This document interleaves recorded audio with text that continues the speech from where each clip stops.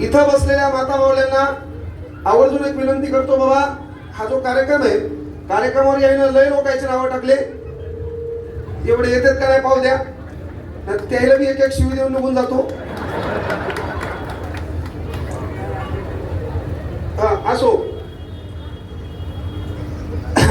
शांततेचा जगाला संदेश देणारे महाकरुणी तथागत गौतम बुद्ध, ज्यांच्या कुशीत या महाराष्ट्राचं नेतृत्व वाढलं आणि घडलं ते जगातलं सर्वात वंदनीय पवित्र मातृत्व राष्ट्रमाता राजमाता जिजाऊ, स्वराज्याचे संस्थापक राजाधिराज छत्रपती शिवाजी महाराज, स्वराज्याचे धाकले धनी छत्रपती संभाजी राजे, आरक्षणाचे कैवारी राजश्री शाहू महाराज, युवकांचे प्रेरणास्थान स्वामी विवेकानंद, युवकांचे दुसरे प्रेरणास्थान शहीद आलम भगतसिंग.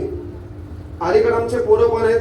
आपण विदर्भात राहतो आणि पुसदला पंढरी म्हणून ओळखल्या जातं, बरोबर आहे. पुसद म्हणल्यावर एज्युकेशन क्षेत्रामध्ये नंबर 1 आहे, विकासात नंबर 1 आहे, पोऱ्यात बी नंबर 1 आहे, पोरीत बी नंबर 1 आहे आणि बाकीच्या कुटाण्यात बी नंबर 1 आहे. सध्याचा जो युवक आहे, कारण मी बोलताना बोललो युवकाचे दुसरे आदर्श शहीद आलम भगतसिंग, म्हणजे सध्या आपलं जे पोरग आहे, ह्या पोराच्या डोक्यात सध्या प्रेम नावाची कन्सेप्ट लय उपाळली पहा. आणि तुम्हाला आवर्जून सांगतो, कुठल्याही बाबा बुवाच्या नादी लागू नका, नाहीतर घराघरात अशोक खरा. हा कार्यक्रम तुमचा व्हायला वेळ लागणार नाही. म्हणून बायाला पण विनंती आहे, आपला आदर्श कोण असावा हा सर्व काही येते, फक्त विनंती येते, ज्या गरीबाच्या भरोश्यावर तुम्ही मोठे झालात का, चला त्या गरीबाला विसरू नका. हे तुमचं पहिलं काम. प्रॉब्लेम काय होतो, आज बाबासाहेब आपण समजून सांगायलो, हे मनातून ऐकणारा वर्ग हा खाली बसलेला असतो, ह्या वरचण करत नाही, हे स्वार्थी काय नाही. ज्यांना पांढरे कपडे घातले ते दुखणं हाणायला सेवा काय हे म्हणायचं भाग आहे. रियालिटी सांगतो, मूळ बाबासाहेबांची चळवळ ह्या लोकांवर डिपेंड आहे. त्याची चळवळ आहे का, आणि मग पहिलं काम तुमचं ते सन्मान त्याचा व्हावा. जयंती कमिटी आहे ना, ह्या विचारमंचावर आमच्यासारखे पांढरे कपडे टकाटक मेकअप करून आले लोक बसू नका. विचारमंचावर कोण बसा, इथे एक गोरगरीब मा आहे जी कोणाच्या वजन जाते, इथे एक गोरगरीब मा आहे जिचा नवरा मेलेला आहे, तिनं लेखील शिकवलंय, तिची पोरगी MBBS लागली, त्या माई इथं मधात बसवा. तिचा सन्मान, हे तुमचं काम आहे. महापुरुषांचे विचार करायचे तर ते मनातूनच करायचं, ही गोष्ट लक्षात घ्या.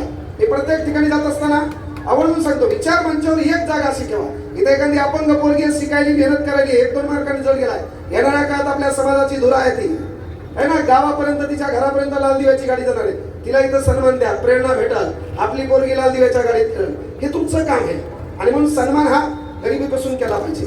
जयंती कमिटीत पैसे वाचले, डीजे लावू नका, प्रत्येकाला गाणे पाठ झाले, वाटलं होम थिएटर 1200 रुपयाचं घरीच घ्या, बंबार घरीच नाचा, तेवढं तब्येत कमी होईल. नवरा बायको दोघं नाचा, लेकरं शाळेत गेल्यावर तात्पर्य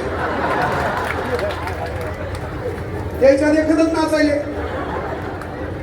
हे का नाही. मग बँड पार्टी टाकावं लागल.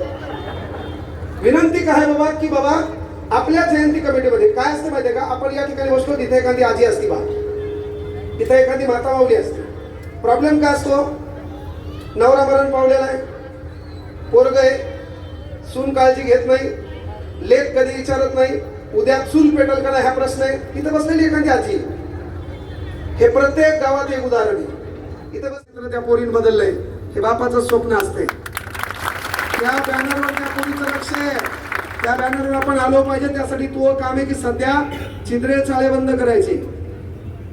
छिद्रे चाळे बंद करण्यासाठी पर्याय एकच आहे, आपल्या मायबापाची परिस्थिती आपल्याला कळाली पाहिजे, आणि परिस्थिती कळण्यासाठी आपल्याला राग आला पाहिजे. बाबासाहेबांनी तुमचं एवढं कल्याण केलंय, आता तू नोकरी लागली पाहिजे, तू 4 व्हीलर घेतली पाहिजे, 3 मैत्रिणी सोबत घेतल्या पाहिजे, तू याला पाहायला गेली पाहिजे, तू कॉटवर बसली पाहिजे, लाजत घुरडत हे चहा घेऊन आलं पाहिजे, तुहा चहा पेताना डायला खाल्ला पाहिजे, डबल वापस नाही साखर बरोबर टाकून चहा पेता पेता तुहा डायला खाल्ला पाहिजे. ही पॅन्ट तुझीच का, परिस्थिती बदलली आहे, त्याच्यानंतर तुला बदला घ्यायचा आहे, तू नोकरी लागली पाहिजे, तू बेरोजगार पोरासोबत लग्न केलं पाहिजे, तू ऑफिसून त्याला फोन केला पाहिजे, चहा ठेव मी 15 मिनिटात आले, दुधाचा मला ठेव, काळा तू पी. का तर टोणग्या तू काहीच काम करत नाही, घर बरोबर झाडून ठेव. आणि पोरं हो काढलंय बेकार आहे, तू मास्तर आहे आणि 5वी नापास आहे, लोक तरी हिला मास्तरी म्हणतात. तू वकील आहे, ही 7वी नापास आहे, लोक तिला वकिलीन बाई म्हणतात. तू जे झाला, पोरगी 12वी नापास केली, लोक तिला मॅडम म्हणतात. जेजीन बाई नसते, जुनं काही शब्द जेजीन बाई, जेची बायको जेजीन कुठं लिहिलेलं असं जेजीन, कुठून शब्द शोधले काय? जेची बायको जेजीन कुठे शब्द आहे असा? घरात एक पातेल होतं, पातेल असं छान, त्या पातेल्यात चहा बी करता येतो, त्या पातेल्यात भाजी बी करता येते, त्या पातेल्यात पाणी बी तापवता येते. म्हणजे त्याच्यात गुण जास्त आहेत का नाही? त्याचं नाव बहुगुण होतं. तुला म्हणायला अवघड गेलं का नाही? तू जीभ बोला ना, तू त्याला नाव बहुगुण दिलं.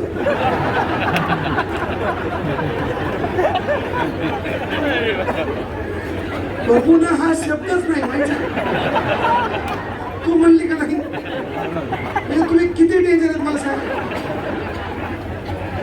त्याचं नाव बहुगुण आहे. बहुगुण अनेक प्रकारचे पदार्थ करतात, त्याच्यात गुण वेगवेगळे, त्याला नाव काय होतं? आता बहुगुण म्हणल्यावर किती वांदे होती? पण पायावर जीभ अटकायली का नाही? आणि भगुण या सकाळला. तर सांगायचं तात्पर्य, बाबासाहेबांना तुमचं फार मोठं कल्याण केलं. त्या कल्याणामध्ये पहिली बाब जर तुम्हाला विचारली कोणती, तर बाबासाहेबांना पहिलं कल्याण केलं तुला शिक्षण घेण्याचं. 1935 पर्यंत आठवा, तुम्हाला खऱ्या अर्थानं शाळा शिकता येती होती का? नाही. काय झालं इकडे का? मी बाहेर जाऊ का?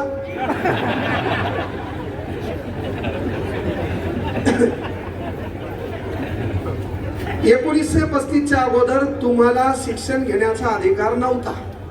लक्षात घ्या, बाबासाहेबांना पहिला अधिकार दिला तुम्हाला शिक्षण घेण्याचा. 6 ते 14 वर्ष वयोगटातील विद्यार्थ्यांना मोफत आणि सक्तीचं शिक्षण. गावाकडे शब्द होता, पुरील काय शिकवायचं, ती लोकांचं धन आहे. पण जर 14 वर्षाखाली तू वय असेल आणि तुझा बाप तुला शिकू देत नसेल, तर बापावर देखील गुन्हा नोंद होतो.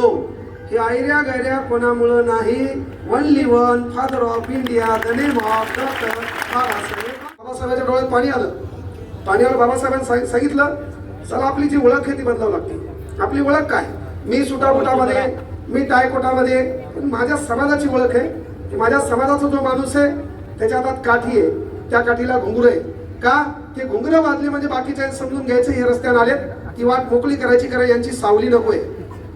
आपली जी बाई आहे त्या बाईने गुडघ्याच्या वरती काय करायचंय, पाय घालणे असायचे. का? ओळखू आली पाहिजे आपली. आपल्या बाबासाहेबांनी पाणी पेता पेता पहिली क्रांती केली की बायांनो सुंदर राहा, बायांनो चांगलं राहा. आपली जे काय पायगोळ आहे ते घोट्यापर्यंत नेसण्याचा प्रयत्न करा. आज तुमची जी साडी आहे, जुन्या काळात खेड्यातल्या बाईची चप्पल दिसायची का नाही? आता तू ही चप्पल दिसती का? ती माती सारून येते का नाही? तू स्टँडर्ड मेंटेन केलं का नाही? तू बंबाट मेकअप केलं का नाही? हे मेकअप करण्याचं स्वातंत्र्य कोणा दिलं? बाबासाहेब. पण तेवढंच नाही, मुळात सांग, जीन्स पॅन्ट कोणाची होती? आमची. जीन्स पॅन्ट कोणाची होती? आता तुम्ही घालायला का नाही? टी शर्ट कोणाचं होतं? तुम्ही घालायला का नाही? पण शर्ट पॅन्ट आणि शर्टिंग करणं कोणाचं काम होतं? आता तुम्ही करायला का नाही? मग तुम्ही आमच्या बरोबर नाहीत, 5 पावलं पुढे. आमचा कोणताच मायकाला तुमची बरोबर करू शकत नाही. हाय का बरोबरी करायला धमकती या? हाय तर मग ये वर गाऊन घालून इथं.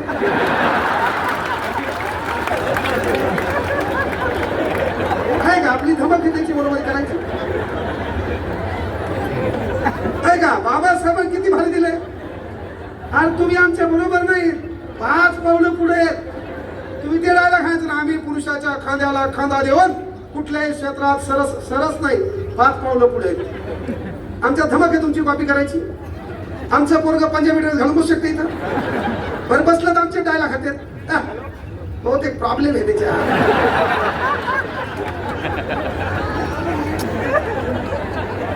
रियालिटी करते म्हणजे बाबासाहेबांना एवढं आपल्याला दिले. मी मुळात तर मला एकदा घटनेचा क्लास घ्यायचा कुठेतरी. मी राज्यघटना शिकवत असतो, लय भारी पद्धतीने सांगत असतो. लोक कोमा जातात आणि आणले कुठून हे शोधून. सांगायचं तात्पर्य एकच आहे की बाबासाहेबांनी तुम्हाला एवढं दिले, पण इथं बसलेल्या पोरांना पोरींना विनंती मी केली की सकाळी की आपला बाप घरी दारू पिऊन होतो, पहिलं एक काम करायचं बाळा, तू कॉलेजला चालली, ट्युशनला चालली, क्लासला चालली, एक काम तुझ्या डोक्यात आलं पाहिजे. सकाळी तू उठली आणि आता कॉलेजला ट्युशनला जाणार आहे की तू काय करायचं, तुझ्या बापाला उठवायचं. बाप सकाळी 8-1 वाजल्यास उठायचं, बापाला उठल्यावर एक काम करायचं, बापाकडे पाहायचं, गपकन बापाच्या पाया पडायचं. त्यावेळेस तू हा वाढदिवस असो नसो नो मॅटर, हा त्या बापाच्या पटकन पाया पडायचं. बाप विचारात पडला पाहिजे, पोरगी माया पाया का पडली. बाप विचारात का पडला पाहिजे, पोरगी माया पाया का पडली. तेव्हा तुझी माय कुठं असेल, किचन मध्ये. कुठं असेल, किचन. आणि आपली परिस्थिती गरीब असेल तर किचन हॉल आणि घर एकातच, बाजूला गॅस आहे का नाही, एकातच असेल ना. आपलं काम काय, लगेच पटकन माईच्या पाया पडायचं. माय बाप दोघं कोमात दिले पाहिजे एकमेकाकडे पाहून, ही पाया काऊन पडली. कळलं का. ज्या दिवशी तू बापाच्या पाया पडली, बाप संध्याकाळचे 7-8 वाजता मित्र सोबत बोलवेल, दारू प्यायच्या ग्लासमध्ये दारू घेईल, पण दारू पिताना विचार करेल, सकाळी माझ्या काळजाचा तुकडा माझी लेक माझ्या पाया पडली होती, आणि जर मी आता दारू पिऊन गेलो तर तिला हे तोंड कोणत्या कारणाने दाखवू. त्या दिवशी बाप आपला दारू पिणार नाही, फक्त तुझ्या एका पाया पडली. आणि एक गोष्ट सांगतो तुम्हाला, काय झक मारायची का, की माय बापच जिवंत आहे तोपर्यंतच करा. फोटोतला बाप डबल खाली येऊन आपल्या पाठीवर थाप देत नाही. फोटोतली विचार मंचावर बसायला पहिली ताकद लागते, ती सत्ता. सत्ता कोणा आपल्याला दिली तर त्याचं उदाहरण सोपं, बाबासाहेब आंबेडकर. कशी दिली. 1930 ला आपले बाबासाहेब गोलमेज परिषदेला गेले. गोलमेज परिषदेला त्यांनी एक घटना मांडली. त्या घटनेत होतं अस्पृश्यांसाठी स्वतंत्र मतदारसंघ. काय मॅटर असेल बरं का. हा एरिया आहे, ह्या एरियाचं नाव आहे गौतम नगर. समजा हा एरिया आहे, समजा या एरियाचं नाव गौतम नगर आहे. आता या गौतम नगर मध्ये आपल्याकडे पैसा नाही, आपला मतदारसंघ स्वतंत्र नाही, कुठल्या तरी जाती धर्माचा व्यक्ती उभा राहील, पैसा वाटेल, निवडून येईल, आपलं पोरग आमदार होईल, आपलं पोरग नगरसेवक होईल. नाही, मग काय करा म्हणले, स्वतंत्र करा. जेणेकरून स्वतंत्र म्हणजे काय, SC साठी स्वतंत्र, ST साठी स्वतंत्र. म्हणजे काय होईल, आमचं पोरग उभं राहील, आमचं पोरग निवडून येईल, आमच्या लोकांच्या समस्या काय करेल, सॉल्व्ह करेल. आखरी होगी, कोण कधी जाईल सांगत नाही. सुनानं लय मोठा त्वरा करू नका, 35च्या आत पण आट्या गेलाय. झाडून काढता काढताच गेली, थोडीशी कळ आली म्हणून गेली. हा म्हणजे तुला वाटाल सुन सासूच जाईल, सासून बी आपल्या गौऱ्या वसनात गेल्या. आपण बी लय मोठा त्वरा करायचा नाही. 60 वर्षाचा विषय, कोण कधी मरण सांगत नाही. म्हणून पुस्तक मध्ये आपण शिकवलं 20 रुपयाचं. हो साहेब बोलणार आहे तर एकही उठलं ना पाहिजे. 5च मिनिटं बोलणार आहे सर. 10च्या नंतर बोलत नाही. टाइम किती झालाय, 5च मिनिटं राहिले का.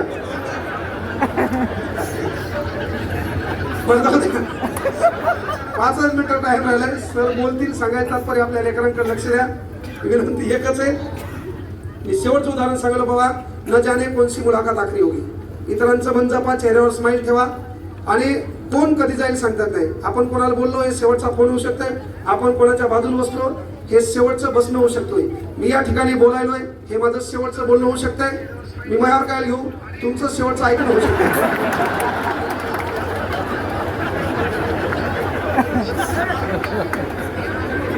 हो शेवटचं बोलणं होऊ शकते. कानाला मी असा जात नाही भाऊ. चला सर्वांना शुभेच्छा देतो, थांबतो. जय हिंद, जय महाराष्ट्र, जय शिवराय, जय हिंद, जय श्रीराम.